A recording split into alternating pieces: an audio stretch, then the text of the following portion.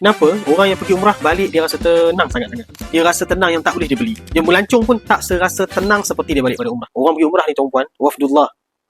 Nabi sebut dalam satu hadis, al-hujjaj wal-ummar wafdullah.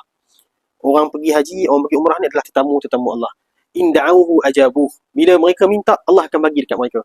Sebab tu sewaktu kita tawaf, sewaktu kita sa'i, sewaktu kita solat sunat tawaf, sewaktu kita pergi solat fardu, sewaktu kita buat tawaf sunat, sewaktu kita buat mana-mana ibadat, bersedekah dekat sana, apa pun ibadat, kita balik, habis-habis balik tu, kita rasa tenang, kita rasa seronok. Kita rasa ibadah kita, Allah terima. Sebab, in da'awhu ajabuh.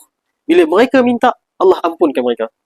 Antara yang selalu diajarkan kepada kita dan diajarkan oleh Nabi SAW daripada rukun Yamani sampai Hajar Aswad, disebut Rabbana atina fid dunya hasanah wa fil akhirati hasanah wa qina azabannar. Rabbana atina fid dunya hasanah, ya Allah, kau jadikanlah dunia kami ini baik semuanya.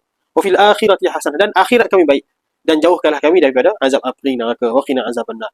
Tuan-puan, kalau kita tak doa benda lain pun, doa ini sangat-sangat besar dan memadai bagi kita. Sebab tu Nabi sebut, in da'awhu ajabuh. Bila mereka minta, Allah bagi. Sebab tu kita jangan lupa untuk kita minta bila kita pergi ke Mekah, Madinah. Sebab tu orang yang balik daripada Mekah, Madinah, balik daripada umrah, balik daripada haji, hati mereka tenang. Bukan sekadar tenang, mereka nak pergi lagi.